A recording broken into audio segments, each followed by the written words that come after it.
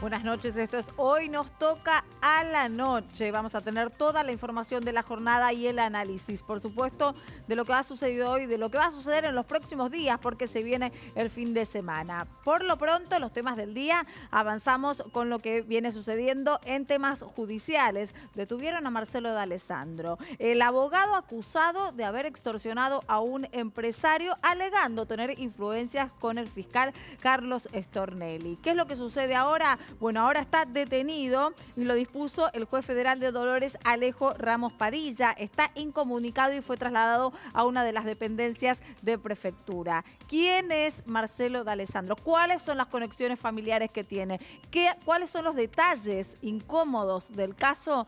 Todo lo tiene Nicolás Luca, que nos va a estar informando y analizando sobre el tema. Y hablemos del año 2019, un año electoral, un año que viene por delante muchos domingos por lo pronto. Hablamos de que en 15 domingos aproximadamente este año, las provincias van a estar realizando elecciones. A veces unas, a veces dos, veremos. A esto hay que sumarle entonces las PASO a nivel nacional y también la elección a presidente en octubre. ¿Qué es lo que sucede ahora? El domingo comienza formalmente una de las elecciones. El año electoral lo abre más precisamente La Pampa y vamos a tener con Giselle Rumó todos los detalles de la interna de Cambiemos en ese lugar. Pero también vamos a hablar de economía con Diego Falcone, que nos va a explicar finalmente la pregunta que le vengo haciendo desde hace varias horas. ¿Cuánto va a salir el gas en abril? Bueno, Iguacel hablaba de un aumento del 30%. El gobierno, perdón, del 35%. Y el gobierno se animaba con un 30%. ¿En qué quedamos en estas dos situaciones? Todos los detalles, nuestro maestro de la economía. Y finalmente, una de las noticias tristes, vamos a darle el último adiós al argentino, al futbolista Emiliano Sala. Llegaron los restos al país y mañana va a ser homenajeado en su ciudad natal.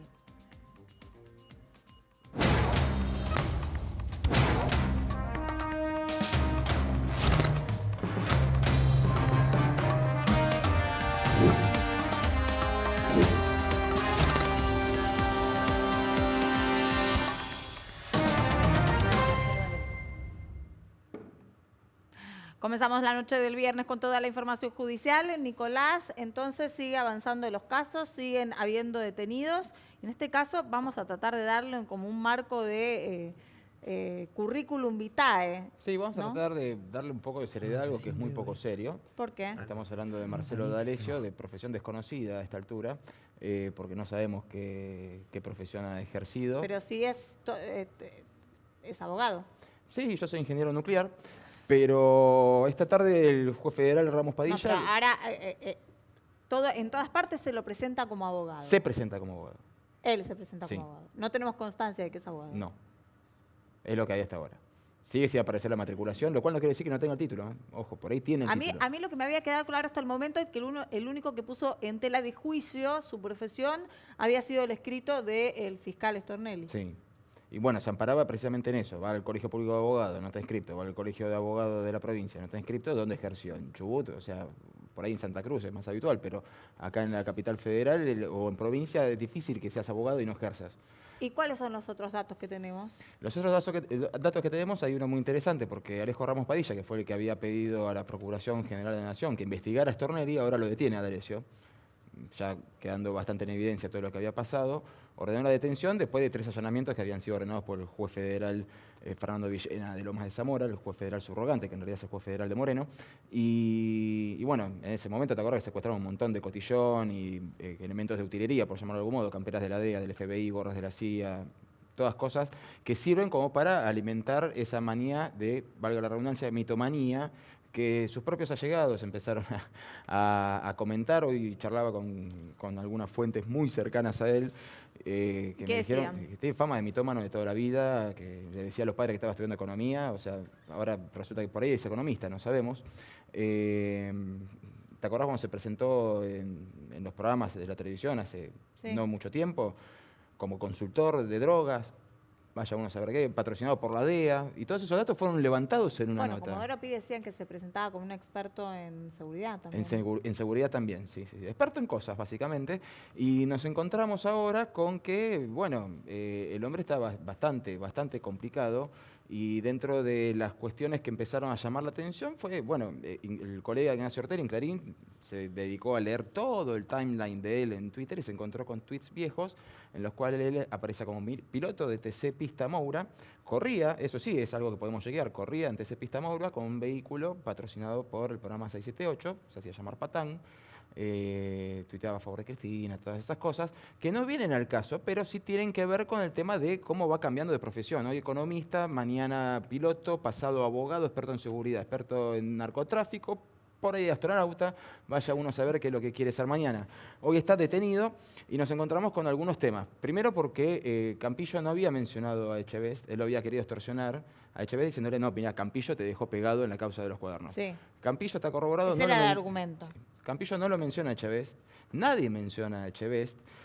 D'Alessio no pertenece a la Fiscalía y Stornelli reconoció que lo conoce, como nos conoce a nosotros, por ahí de haber charlado alguna que otra vez, de alguna entrevista, lo conoce, punto. Pero Stornelli lo termina denunciando.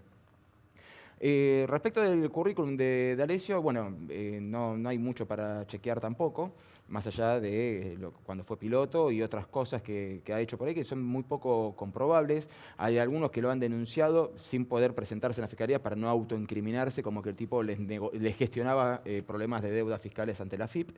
Y bueno, todo lo demás, bueno, no es el sobrino del escribano D'Alessio, es el hijo del primo del escribano D'Alessio. O sea, el padre de Marcelo D'Alessio es Eduardo D'Alessio, titular de D'Alessio Irol. Pero bueno, básicamente tenemos todas esas cuestiones y hay una pregunta que empieza a flotar que tiene que ver con algo que quedó medio tapado, ¿no? Sí. Si Echevest no figuraba en los cuadernos y se asustó por la extorsión, ¿cuándo lo van a citar para que declare? Porque Bueno, vamos a ir viendo. O sea, ¿por qué te asustaste si no estabas en los cuadernos? Bueno, seguramente también ¿Qué vamos creíste a tener... que podía estar? Ahora, ¿qué le puede corresponder a este hombre en caso de que sea imputable? Primero hay que chequear si es imputable y después si es hallado culpable eventualmente. Bueno, el artículo 168 del Código Penal contempla una pena de 5 a 10 años para para quien exija dinero o algún tipo de favor a cambio de otras cosas. Si comprueban que es... Si comprueban que hubo una extorsión. Si se comprueba con una extorsión y eres hallado culpable y responsable... Bueno. Puede Detenido, corresponder una pena de 5 a 10 años. Vamos a tener seguramente más detenido detalles. Incomunicado por lo sobre menos hasta mañana, porque la indagatoria se la van a tomar mañana sábado en Dolores. Muchas gracias. Por favor. Vamos a ir a la política, Giselle, porque inauguramos finalmente el año electoral con un honor a las PASO, que son unas internas. Un récord absoluto, en realidad, porque hicimos ahí la cuenta y vamos a tener en el 2019... por lo menos 18 elecciones a lo largo del año, que pueden ser 19 si se da el eventual balotaje, como hoy indican todas las encuestas que se darían en la elección presidencial. Como en los últimos años también indica una tendencia. Bueno, va a haber 15 de esas elecciones, se van a dar en las provincias. Va a haber, pueden ser una o dos elecciones durante 15 domingos, estoy diciendo en realidad. Son 15 domingos, vamos a tener domingos completos. ¿Por qué tantas elecciones? Bueno, porque hay 14, por lo menos hasta ahora, porque pueden seguir sumando. Jujuy seguramente desdoble, todavía no es oficial, pero es muy probable que Morales desdoble. Hasta ahora son 14 provincias las que decidieron separar sus elecciones a gobernador de las elecciones presidenciales. Ahí tenemos el listado. Ahí tenemos el listado. Son un montón. Son un montón. ¿Por qué lo hacen? Bueno, algunas tienen mandato de su constitución o de alguna ley provincial que las obliga a despegar las elecciones. Otras porque los mandatarios deciden, por conveniencia o por estrategia electoral, que quieren separar los temas nacionales, salir de la grieta, no tienen un candidato presidencial que los traccione, entonces dicen, no, nosotros hacemos nuestra elección local. Esas son 14. Después hay 6 provincias que unifican, o sea, ya sabemos Cava, la provincia de Buenos Aires, Salta y otras 3 que hay un acuerdo entre peronismo y kirchnerismo y que van a apoyar a Cristina Kirchner, entonces van en las presidenciales de octubre, que son Formosa, Catamarca y me falta una que es... ¿Cuál más es?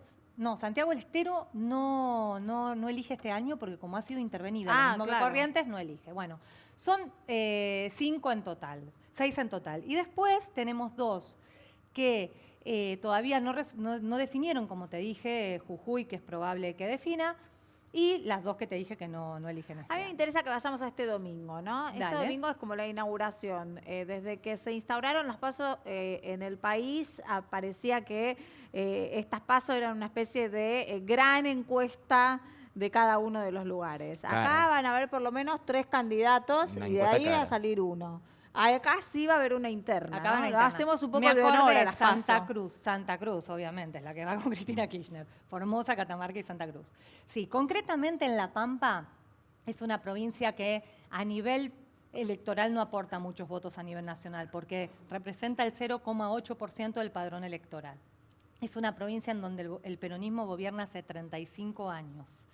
Y donde el peronismo también acordó con el kirchnerismo y llevan un candidato, o sea, no van a ir a una interna, sino que ya tienen un candidato definido, que es Sergio Silioto, y que no va Carlos Berna, del fin de Carlos Berna, porque el actual gobernador, por cuestiones de salud, no va a reelegir.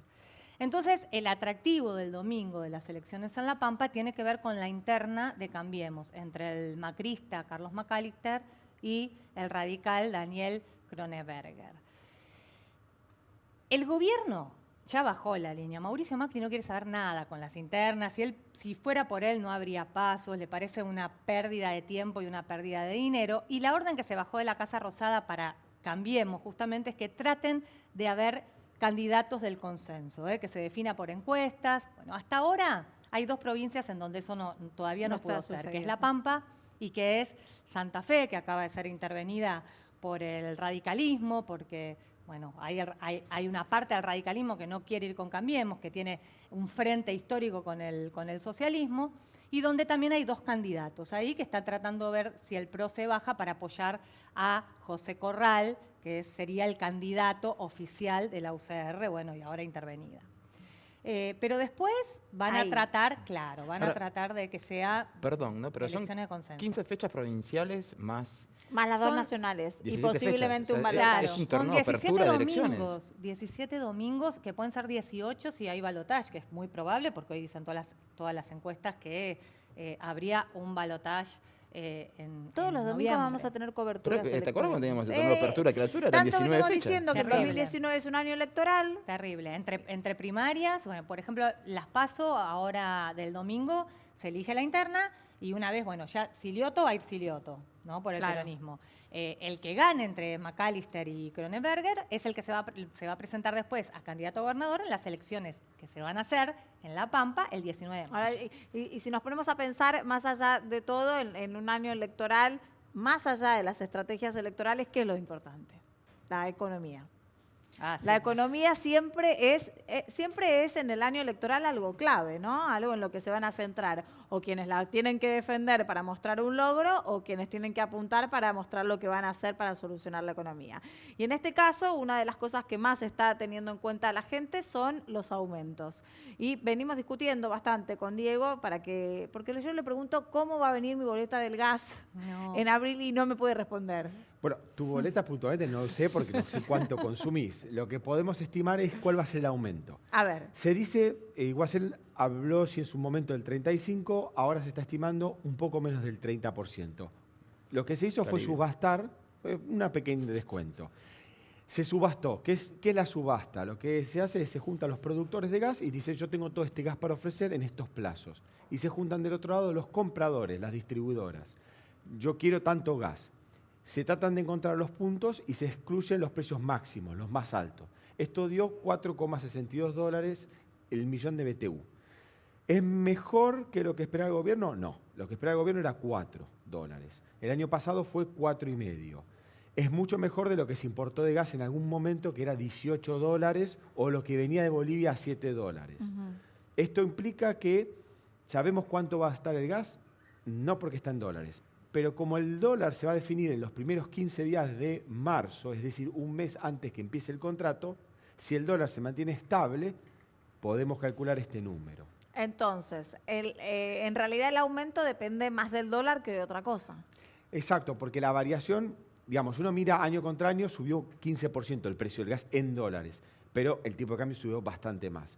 Ahora, ¿Se recuerdan cuando Iguacel habló de que las facturas de luz iban a tener un cargo extra de 500 pesos en cuotas y la dolarización? Bueno, lo que pasaba era, el contrato entraba en vigencia el 1 de abril. Ese día el tipo de cambio estaba en 20 pesos. Cuando empezaron a despachar el gas, tenían hasta 75 días para pagar. Cuando llegaron los pesos a los productores, el dólar no valía más 20 pesos. Entonces, el productor dijo, acá tenemos un problema. Claro. Para evitar ese problema, este año, ¿qué se hizo? Tiene 65 días para pagar a partir de abril con una diferencia.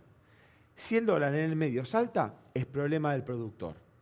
Ya está advertido, entonces el productor seguramente vaya al mercado de cambios y contrate futuros, de esa manera tenga cubierto el riesgo y sea otro el que lo asuma, algún tercero. Y esto permite tener un sistema mucho mejor que el anterior. ¿Qué es lo que sucede ahora con el acuerdo con Bolivia también? Porque tenemos un excedente de gas y un Exacto. acuerdo que cumplir. En 2006, que cuando inicia la crisis energética argentina, que deja de tener ese superávit, fue corriendo el gobierno anterior a pedirle gas a Bolivia. Y en ese momento se firmó un acuerdo por 20 años. Mucha fe no tenía aparentemente el gobierno anterior en dar vuelta a la historia, porque si firmas a 20 años, el contrato en ese momento era de 27,7 millones de metros cúbicos por día durante todo el año. ¿Y cuándo se cumplen los 20 años? 2026. ¿Qué hizo el gobierno? El año pasado se traían 20,9 millones por día durante el invierno y 17 millones durante el verano. Más allá de los números, el gobierno logró bajar el verano significativamente 12 millones porque le sobra el gas. El gobierno le dijo, mirá, yo ya tengo gas y vos me lo estás vendiendo a $6 cuando yo lo consigo hoy a 4,60. Entonces, por ese motivo... Ahora, el problema, ¿cuál era el contrato de Bolivia? Para Bolivia garantizarse que le sirviera el negocio, te obligaba a que si no lo comprabas, no lo consumías, igual lo pagaras. Por eso fue importante la negociación. Y por eso este ahorro de 460 millones de dólares es significativo. En el medio aparece el avioncito que creo que están enfocando acá, el Pampa 3. Argentina hace muchos años desarrolló con Alemania un avión que se llamó el Pampa, un avión entrenador, íbamos a tener un montón, se hicieron poquitos, aparentemente sobra uno y formaría parte de, si Argentina recibe más gas de lo que quiere, le pagaría parte con este avión a Bolivia. Con un avión a Bolivia. Que lo puede usar para la lucha contra el narcotráfico. ¿Y eso es una estrategia válida económicamente? A mí ¿Te pago con un avión? Exportar aviones me parece que está bueno. Bueno, bien. Vamos a ver, vamos a seguir analizando la situación del gas. A ver si me viene la tarifa como me decís o no. Bueno, yo te pago la diferencia. Vamos a pasar a otro tema un poco más serio. ¿Qué tal? Buenas noches, Santiago. Buenas noches, Diana. Bueno, una triste noticia, pero en realidad una necesidad de la familia de todo el tiempo que pedía de poder despedirse de Emiliano. Emiliano Sala, sí, tal cual. Es una forma también de poner punto final. El cuerpo arribó hoy a la mañana temprano en el aeropuerto internacional de Ezeiza como para trasladarlo a su ciudad natal, El Progreso, en Santa Fe. Y mañana, sábado, poder brindarle un homenaje como para que la familia, los amigos y las 3.000 personas que viven en el pueblo puedan despedirlo. Una de las personalidades que lo va a acompañar en este último adiós va a ser su amigo y su compañero en el Nantes, Nicolás Palois, que también vino con el secretario general del club como para acompañar a la familia en este momento. Bueno, una situación triste, pero que bueno, mañana toda la comunidad va a poder despedirse entonces de Emiliano Sala. Desde este espacio nosotros todo el tiempo valorizamos el dolor de la familia y les mandamos nuestros respetos. Quédense porque después del corte vamos a volver con un invitado muy especial para poder analizar toda la actualidad del país.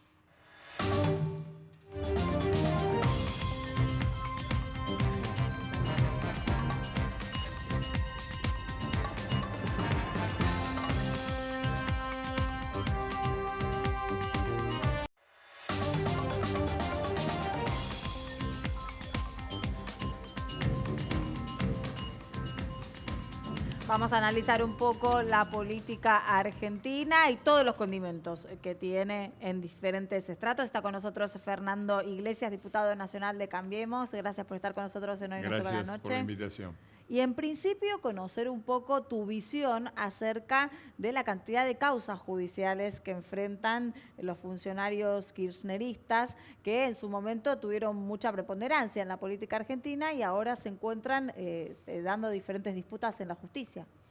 Bueno, no sé mucho que agregar. Yo en 2008 tengo uno de mis orgullos de haber sido diputado, uno de los 10, 11 diputados que acompañamos a Elisa Carrió con la denuncia de 2008, que era por asociación ilícita. Así que no hay mucho que agregar. Simplemente cuando uno agarra la descripción del modus operandi que está en los cuadernos de Centeno y lo que nosotros decíamos entonces, quiénes eran los personajes, quién era el recaudador, la función que cumplía debido, qué hacían los diferentes ministerios, etcétera, lo único que encuentra es una corroboración de cosas que sostuvimos en su momento en soledad. ¿Y por qué en su momento no encarriló y ahora sí? Bueno, porque la política es importante. La sociedad argentina durante mucho tiempo votó corruptos a sabiendas de que eran corruptos. O cuando reelegimos a Menem no sabíamos, ¿no? Ya había pasado un montón de cosas. Y cuando después de Kirchner se eligió a Cristina y después de Cristina se volvió a elegir a Cristina, votamos corruptos a sabiendas. Y bueno, obviamente esta gente estableció un sistema que ni siquiera es correcto llamarlo un sistema de corrupción, era un sistema mafioso, claramente mafioso, con todas las características de la mafia, las amenazas, la omertá, es decir, el silencio interno, un pacto de silencio que los protegió hasta ahora y que se rompió gracias a una ley del 2016 aprobada en el Congreso, que es la ley del arrepentido, que ha obligado a cada uno a correr por la propia, a tratar de salvarse dando información hacia arriba, es decir, sobre los superiores, y información fresca, original. Eso hace que cada uno razone. Si yo no me juego ahora, después pierdo la oportunidad. Y eso ha roto la omertá, que es la ley del silencio mafioso, y está causando lo que está causando.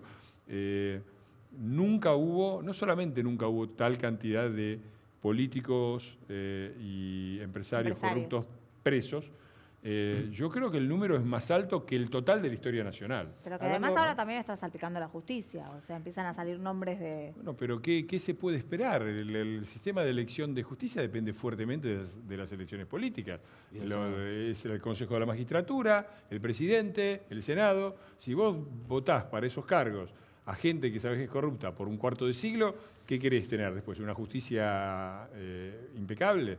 Hay de todo, está mal, obviamente, meter a todos en la misma bolsa, pero de los 12 jueces de Comodoro Pi, siempre recuerdo, 11 los eligió el PJ. Entre Carlos, Menem, Néstor y Cristina, eligieron 11 de 12.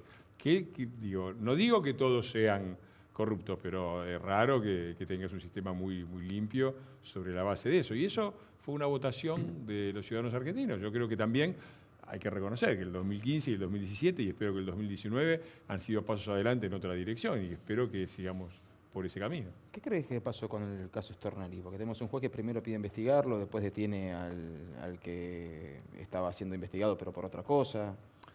Mirá, me parece que es muy claro que ahí hay una operación. A medida que la causa de Cristina, el círculo se estrecha cada vez más sobre Cristina, es decir, están presos todos los que trabajaban con ella en el tema del lavado, el secretario personal, el contador, y ella no.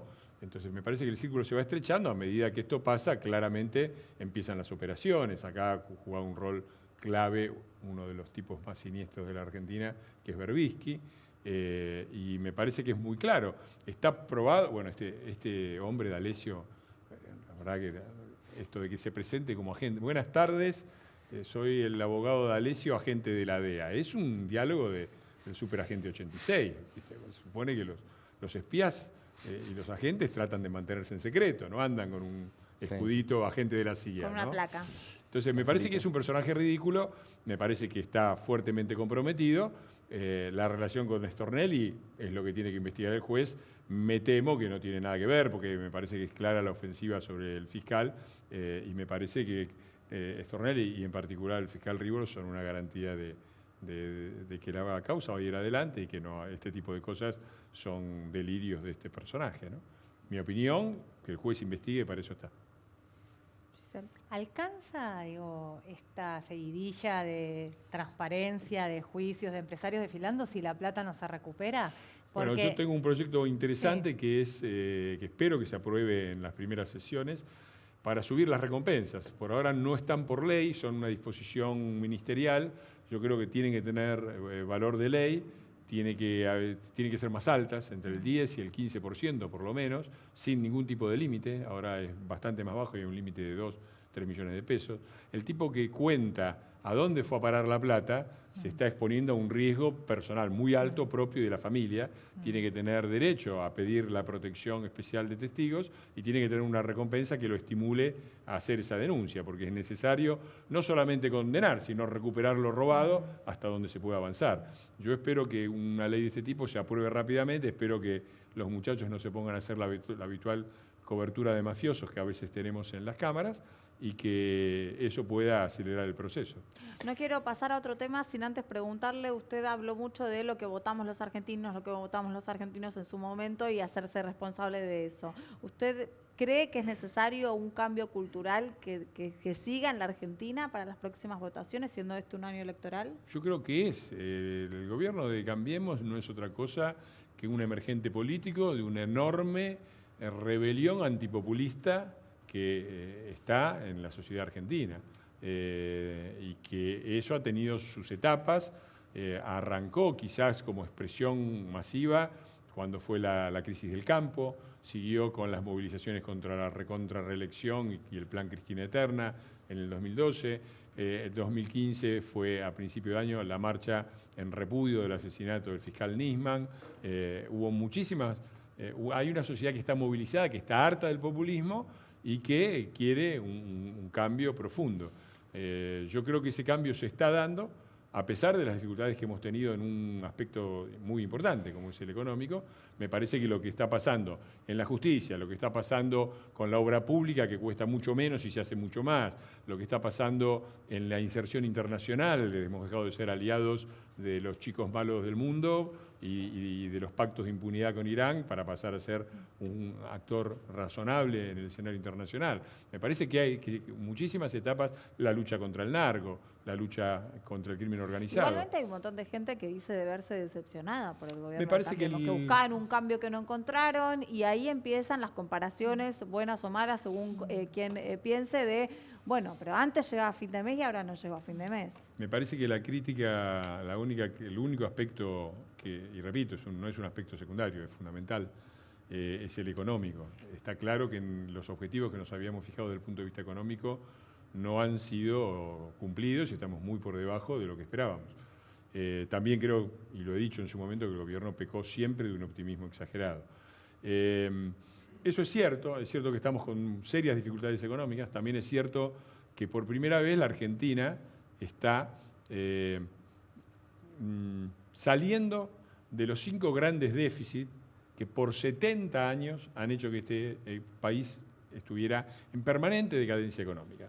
El déficit fiscal, un Estado que gasta más de lo que recauda, el déficit comercial y de cuenta corriente, es decir, un país que consume más de lo que produce, el déficit energético, que nos dejaron una situación energética lamentable, una parte del fracaso del gobierno es la inflación y una parte de la inflación es el atraso tarifario y cambiario que nos dejaron. El déficit de infraestructura, que también por primera vez hay un plan de infraestructura serio a largo plazo, y finalmente el déficit institucional, que es fundamental. Me parece que por primera vez este gobierno ha solucionado un aspecto fundamental del déficit institucional, que es vamos a una república donde el gobierno que gana las elecciones termina el mandato. Eso no sucedía en la Argentina desde 1928 y un solo partido podía gobernar, lo que implica que acá no había una democracia, sino una democracia reducida a la medida de un partido con altos niveles de corrupción como el justicialista. Hablamos de que habían sido optimistas en el... Ahí, disculpe, yo tengo una duda combinando 2 temas. La institucionalidad, se conoció el dato de inflación y por primera vez en bastante tiempo no lo supo nadie, ni el propio presidente. Y de hecho no se filtró en mercado el dato hasta que el INDEC lo publicó, y eso obviamente es muy bueno y ayuda a la seguridad jurídica. Pero por otro lado, lo que a veces preocupa es el timing de algunas declaraciones, y siendo usted uno de los voceros, una de las personas que más comunica del gobierno, no estando en el Poder Ejecutivo, ¿cómo gestionaríamos, teniendo en cuenta que vienen bastante noticias negativas hacia adelante, el discurso del presidente?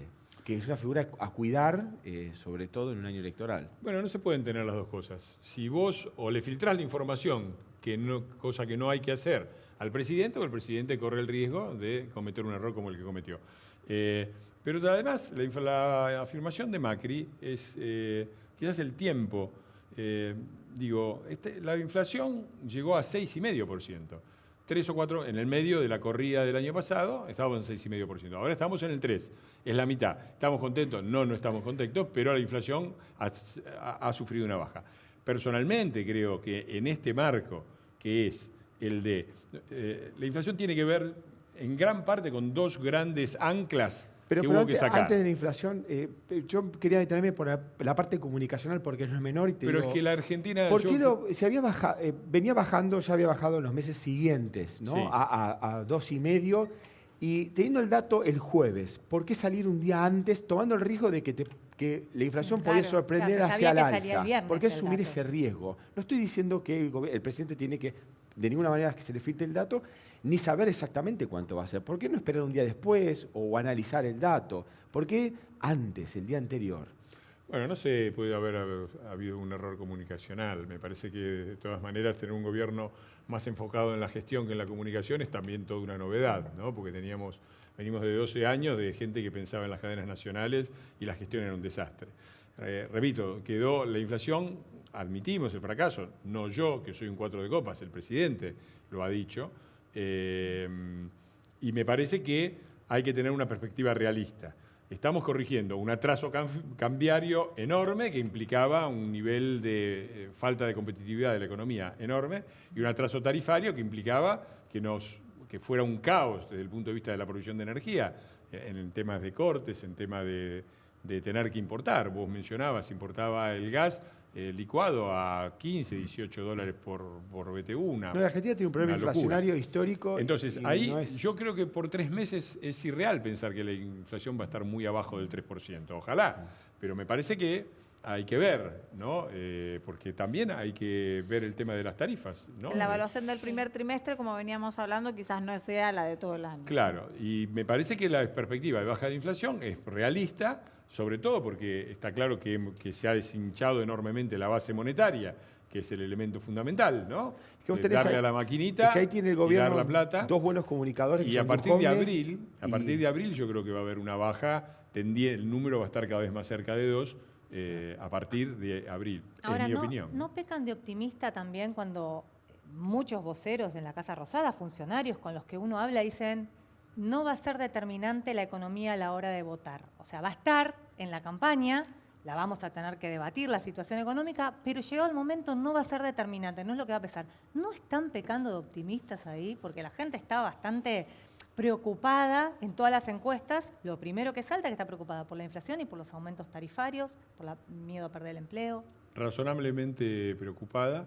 El miedo a perder el empleo, las cifras que tenemos de empleo no son, o sea, hay sectores que están sufriendo, está claro, pero no tenemos cifras. Cuando vos ves la cifra de tasa de empleo, que está alrededor del 42%, es casi una constante. No ha habido un shock fuerte en el empleo y desde el punto de vista de comparación de años contra años, la pérdida de empleo que ha habido el año pasado, que la ha habido, ha sido mucho menor que la del 2014. Pero la inflación y los aumentos La inflación de es tarifas, razonable que la gente esté preocupada, estamos preocupados todos. Lo que yo creo es que hay una... No sé si la afirmación es la gente no va a votar por eso. Me parece que lo que hay detrás de eso es una expresión de confianza. La Argentina muchas veces votó con el corto plazo y con el bolsillo, ¿no? Sí. Fue el voto licuadora de Menem, Sí. fue el voto split de Cristina y ya sabemos dónde nos llevó eso. Este gobierno está encarando las cosas seriamente. Es cierto que el diagnóstico en la economía de corto plazo es malo, es difícil, es pesado, es gente que le cuesta llegar a fin de mes, pérdida de empleo la ha habido, no ha sido masiva como quiere pintar la oposición, pero la ha habido. La situación de corto plazo es difícil, la de largo plazo es mucho mejor. Primera, repito, estamos los 5 grandes déficits que pararon la economía argentina, estamos tratando y exitosamente, ¿no? Porque no es que es simplemente una expresión de deseos. El déficit fiscal el déficit primario llega a 0, va a haber superávit primario y por lo tanto déficit general en 0. la cuenta corriente empieza a dar positiva, es decir, el país empieza a exportar más de lo que importa, empieza a haber mayor turismo extranjero en el país, de turismo argentino afuera. Es decir, todas estas cosas que teníamos de irregulares y de locas y sobre todo creo que hay un éxito, perdón por usar esta palabra, espero que no le moleste a quien tiene dificultades, pero cuando la Argentina se enfrentó a una combinación de una herencia del gobierno anterior muy pesada, como la de Menem y la de la Rúa, para poner un ejemplo, ¿no? A una situación económica que empezaba a ser viento de frente, baja del precio de la soja, sequía, suba de las tasas de la FED que se multiplicaron por 10, etcétera, ¿sí? Ese combo junto y unido a un poder político relativamente débil, porque somos minoría en ambas cámaras, en la Argentina significaba una sola cosa, que era la explosión de la economía y la suba vertical de la pobreza. Yo lo vi en el 75, gobierno peronista, lo vi en el 89 y en el 90, las dos radical y peronista, y en el 2001 y 2002. Entonces, aprovecho y lo traigo de vuelta a la primera vez que salimos de una situación tan delicada sin que esto vuele por los aires. No es para andar haciendo fiesta, pero me parece que hay que poner el nivel de la crisis en un contexto. Aprovecho y lo traigo de vuelta a la agenda legislativa. Hubo un decreto que sacó el presidente sobre extinción de dominio. Obviamente el presidente no puede legislar en materia penal, por lo cual terminó legislando la parte civil, pero nos encontramos con algunos problemas que deberían resolverse sí o sí en el Poder Legislativo. Número uno, los juicios civiles y los juicios penales a veces van por vías separadas, y si en el juicio civil se determina una cosa, en el juicio penal después sale absuelto, nos encontramos con un serio problema que debería resolverse en el Congreso. Número dos, ¿qué hacemos con el tema de la inversión de la carga probatoria? O sea, uno tiene que probar que ese dinero es lícito, cuando antes debería probarlo, antes no, siempre debería probarlo el Poder Judicial, que es ilícito al revés. Pero también tenemos que el proyecto que se había presentado en el Congreso fue cajoneado y congelado. Bueno, es que eso es un combo, todas esas cosas están relacionadas, las que mencionás, Nicolás. Efectivamente, el Ejecutivo desde el 2016 está intentando que el Congreso tome en serio el problema de la recuperación de los bienes robados, producto de la corrupción, sobre todo de la corrupción política. Lo que hemos tenido es un proyecto que ya salió de diputados relativamente débil, porque fue la única forma de aprobarlo, y que encima, además, en el Senado lo toma el bloque justicialista y lo transforma, nos lo devuelve transformado en lo que ya existe, que es el decomiso. Es decir, extinción de dominio es una figura bien específica que lleva por vía civil algo que está completamente fuera de la acción penal. Y que se somete a la acción penal solo a posteriori. Y no es una invención argentina. Existe en varios países. A ver, última semana de marzo vamos a hacer el simposio antimafia ítalo-argentino. Va a venir la Dirección Nacional Antimafia italiana a explicar cómo funciona el sistema antimafia en Italia, que funciona con gran éxito. Lo digo yo como ciudadano italiano que vivió en Italia 10 años en los peores tiempos. Ha habido progresos notables. Va a venir el procurador Cafiero Di Rao, va a venir Pietro Grasso, el anterior procurador que ahora es senador, a discutir una legislación y un sistema que funciona y que se aplica, y entre los cuales, las leyes entre las cuales están, como la extinción de dominio, tienen casi 2 décadas de aplicación en Italia. Entonces, ¿qué significa esto? Sí, yo no lo llamaría inversión de prueba. Yo soy un funcionario del Estado, como diputado. Si a mí me llama el Poder Judicial y me dice, escúcheme, Iglesia, ¿usted de dónde sacó estas propiedades que tiene? Yo estoy en la obligación de demostrar de dónde lo saqué. Forma parte de mi compromiso como funcionario público. En el caso de un ciudadano, no es lo mismo, debe ser la FIP o la justicia la que prueben la ilicitud. Pero es razonable que, sobre todo en un país con altos niveles de corrupción, como Argentina o como Italia... Si las declaraciones juradas no coinciden... Claro, hay que explicar. ¿Cree que el Congreso va a poder dar el brazo a torcer al Senado y poder avanzar de vuelta? Sería una vergüenza que no lo hiciera. Se va a tratar en la Comisión de DNU, me parece que es un caso de necesidad y urgencia. De necesidad porque está claro la falta de voluntad política dentro del Congreso de aprobar un instrumento necesario para que recuperemos lo que es de los ciudadanos argentinos. Además, yo veo muchos argumentos de violación de la propiedad privada. ¿De qué hablamos de propiedad privada? ¿A quién pertenecen los bienes de Lázaro Báez? ¿A Lázaro Báez? Digo, cuando es manifiesto que han sido sustraídos y que son propiedad, deberían ser propiedad de los ciudadanos argentinos. Y hay urgencia también, porque cada día que pasa es una ocasión para que los escondan, armen una nueva sociedad en el medio y los escabullan. Digo, cada día que pasa es una chance que tienen los delincuentes para seguir escondiendo el origen de estos bienes. Por lo tanto, hay necesidad, hay urgencia, y yo creo que sería una vergüenza ver que la Cámara de Diputados y la de Senadores, porque se citan las dos, se opusieran a un decreto de ¿Y este tipo. cuáles van a ser los otros temas que tengan protagonismo en el recinto? Porque en un año electoral a veces uno está acostumbrado a que no se sesiona tanto, no se trabaja Bueno, tanto. hay varios. Uno urgente es el tema de Barra Bravas, que quedó inconcluso, la regulación de los aportes a las campañas políticas, otro tema en el que queremos que haya más transparencia. Incluso hasta los empresarios ya la vienen pidiendo. Esto es después de todo lo así, que se pero destapó. recordemos también, hubo una reforma propuesta del Ministerio del Interior, estaba Adrián Pérez a cargo de eso, también incluía el sistema de votación para evitar los fraudes y tener más transparencia, y eso también se empantanó en la falta de mayoría legislativa que tiene Cambiemos. Se empantanó porque claramente a los que perjudicaba era a los que siempre reelegían sobre base de fraude. La primera elección, la leyenda argentina decía que la provincia de Buenos Aires era peronista y ahí no se podía ganar. La primera elección que tuvimos una buena fiscalización, ganó Vidal. Y yo espero que lo recordemos porque va a ser muy importante también en el 2019 que haya buena fiscalización y que los votos sean los que ponen los ciudadanos. No una fiscalización a favor de Cambiemos ni de ninguna fuerza política, sino para garantizar que lo que la gente vota transparencia. es lo que sale, ¿no? Gracias por haber estado con nosotros. Gracias por la Iglesias. invitación a ustedes. Enseguida regresamos, vamos a un corte.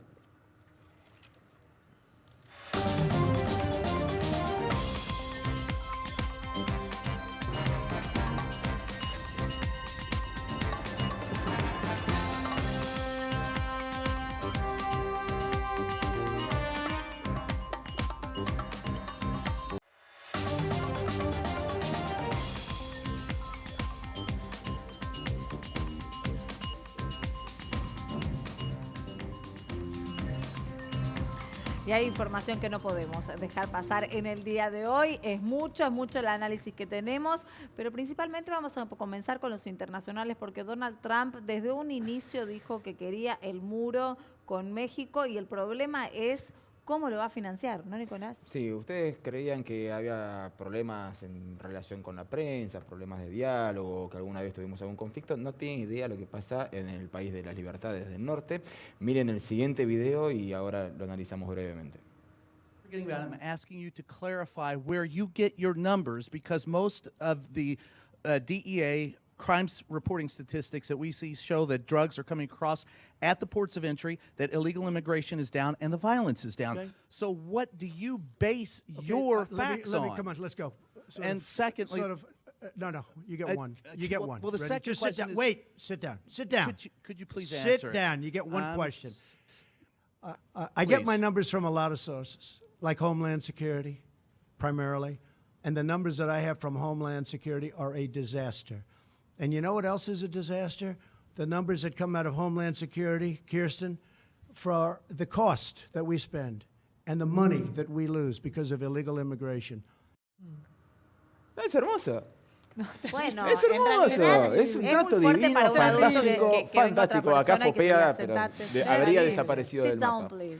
Sí, lo único que voy a aclarar es lo siguiente. Hay una pequeña puja primero Sit porque down. los modos del señor Donald Trump no son Sit los down. no serán los mejores, porque está claro que tiene un pequeño problemita para lidiar con la prensa. Es un tipo que no está acostumbrado a que lo contradigan. Él va como un acostumbrado empresario a mandar. Claro. exitoso, hotelero exitoso, está acostumbrado a ir a las mandar. entrevistas y bajar línea y ya está. Pero tiene un punto, y es que los periodistas siempre le preguntan por los inmigrantes ilegales. Y si son ilegales, son ilegales. Entonces él siempre termina ganando la discusión desde ese punto de vista. Vamos a ver, hablando de economía, de cómo financiar muros, de cómo hacer con la seguridad y la frontera, vamos a ir al resumen financiero nuestro que dio positivo o negativo. Mal. Mal. Creo que la cara lo dice todo y fue un Es mal viernes Es a la viernes. noche, Diego, tiranos una. Por Pero no es culpa favor. mía, ¿Qué pasó? el mundo Por venía favor. bien, el mundo subió, Brasil estuvo bien, los mercados afuera acompañaron, lo que no acompañamos fuimos nosotros. Tuvimos una caída de bonos, cayeron los bancos, la verdad que no fue un escenario ideal, no es la catástrofe, esto no indica nada, es un día, mañana puede estar todo bien y pasamos a tener un buen humor. Lo importante Sobre es, todo porque es sábado. lo que vemos es cómo cerró el dólar, 38.62. Este es un dato importante porque finalmente quedó cómodo en la zona de no intervención del central. El central logró meterlo ahí. Está en un nivel muy competitivo y está en nivel bajo. No podemos preocuparnos porque haya subido 22 centavos. Por otro lado, la tasa de interés del Banco Central dejó de bajar y subió un poquitito, y esto cortó la tendencia que veníamos anunciando hace varios días. Esto lo hace porque el dato de inflación de ayer fue malo. Y por último, los plazos fijos apenas un poquito por encima. Conclusión, siempre que llovió paró, fue un mal Bueno, día, vamos a esperar al lunes. pero entonces. esperaremos al lunes. A el ver si viernes. los mercados suben en Comparable. alza, en baja, en verde o en rojo. Siempre recomiendo no tomarse en serio los mercados los viernes. Diego, ¿podemos decir públicamente de qué cuadro sos? Sí, obviamente, independiente. Todo Independiente. mal. ¿Cuáles son las fechas de este domingo? Primero tenemos el sábado, que juega uno de los punteros, Defensa y Justicia, que visita Gimnasia en La Plata. El partido está pactado para las 19:20 y podría quedar como único puntero. Atención, pero hasta el lunes, que Racing después enfrenta a Godoy Cruz a las 21:10. Ahí se están disputando la punta. Y Todos después con defensa, ¿eh? ¿Vas con defensa? Es a full. La verdad que el equipo de BKC está muy bien, está muy sólido. Y después pasamos al domingo, que juega Boca, que enfrenta a Godoy Cruz, a Lanús, perdón, que juega a las 19:20. La gente, los hinchas de Boca se preguntan por Tevez. Tevez deberá seguir esperando, por el momento el técnico no lo incluye en los 11 iniciales. Yo estoy Y- lleno de preguntas, no es la única que tengo de Sí. Boca. ¿Vos sos de Boca? Sí, sí, sí. ¿Pro Tevez o O Mauro Tevez? Zárate. Yo soy una persona muy agradecida. sí. Bueno. Soy una persona muy Mauro agradecida y Zárate. tengo muy buena Diplomático, memoria, señor muy buena Nicolás memoria. ¿Te gusta Mauro Zárate? Mira, no hablemos si estoy hablando de personas agradecidas, no conviene traer el caso de Mauro Zárate, vos siendo hincha de Vélez. Y después pasamos a también el domingo, que River visita a Banfield en el sur. La Previde le permitió llevar hinchas. Las 7.000 entradas que tienen a su disposición ya están totalmente agotadas. Así que ese es el Va a haber calendario. hinchada de las dos partes. Va a haber hinchada ¿Y de vos las vas a ir a la dos cancha? No voy a ir a la cancha. ¿Vos sabías que hay una particularidad donde River hace 10 años que no juega en el Florencio Sola? Pero por suerte yo la última vez que jugaron pude estar ahí adentro. Ah, sí, en el campo de juego. Así es, en el ¿Y campo cómo de juego. resultó el partido? 2-2. Ah, bueno, un Fue empate. empate. No, Muy no bien. podemos poner nada ¿Algún picante. pálpito? Perdón. Hablando de mafias escritorias, un detalle que me acaban de pasar recién por WhatsApp. Atenti el lunes Comodoro Pi. No puedo Señores, decir otra cosa. no, en realidad esto no puede Atenti ser el un lunes dato, porque Comodoro Pi Atenti y todos los días. no en me refiero a que Comodoro Pi. contrataron el servicio de limpieza. No, bueno. No, realmente está haciendo todos los días una nueva, Sí, Atenti una Comodoro nueva Pi y noticia tiene que ver de la con una justicia en la detención. Argentina. Bueno, con este broche de oro, con el señor que estuvo hace 10 años jugando en el River Banfield, vamos a cerrar el programa. Vamos a agradecerles esta primera semana a todos, especialmente a la producción que ha trabajado muchísimo para poder salir al aire y que este equipo maravilloso esté acompañándolos todos los días de lunes a viernes a las 23. Nos vemos el lunes.